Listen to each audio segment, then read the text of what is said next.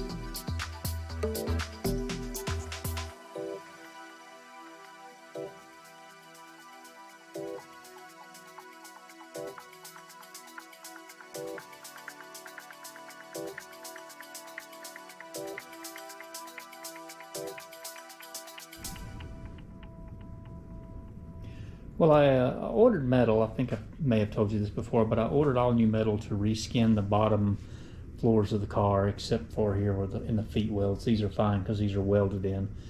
The others were glued in, and the glue just didn't hold well enough. I wasn't happy with it, so I've ordered new metal. I'm going to glue them in with a larger overlap and also pop rivet them. The metal has obviously gotten lost. It's been about a week and a half since I ordered it. There's no shipping update, so I called today. They're going to reship a new shipment of metal. But since I don't have it, and that was the next thing on my list things to do, I'm going to go ahead and start working on some door components, hinges and frames and things like that.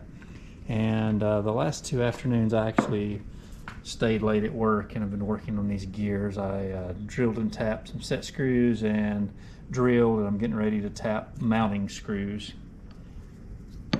So I'm going to go ahead and start tapping those holes and cutting and fabricating some of the metal here for the door hinges, and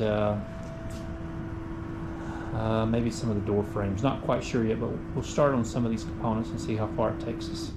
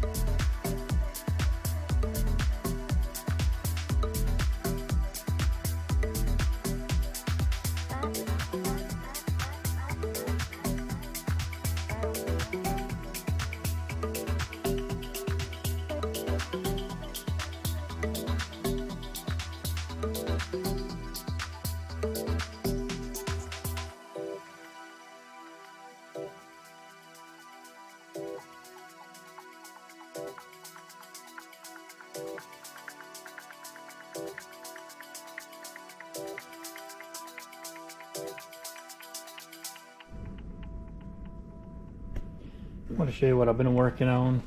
Video is a little short this week because I spent several hours working on the milling machine after hours at work, and this morning, which is Saturday, several hours, so I wasn't able to film any of that. But I wanted to show you what I have been working on and what I wasn't able to film. And this is one of the door hinges. Here's the other one. And this is probably a little over half of the parts that go with it. These are the gears and the part that pivots. As the door opens and closes, this rotates and turns that outer gear 90 degrees. So it raises up when it's open and comes back and down parallel to the ground when it closes and latches. And the door, there'll be a plate that welds onto this gear that mounts inside the door, and I've got to take and cut grooves in all these shafts for snap rings. And this is the actual hinge part itself. This will be part of the hinge. I have to take a reamer and run down through the center of this 5/8 reamer for these bushings. I bought a reamer, but the shank on the reamer is too large to chuck up in the mill at work, so I'm gonna have to order a different one with a smaller diameter, maybe a 1/2 inch shank on it. But this will weld to the door hinge itself. That is the pivot. And then these two oil light bushings get pressed down in that, and they fit just perfectly down inside this area, maybe a 10 thousandths clearance. And the same on this, there'll be snap rings on this to hold it in place.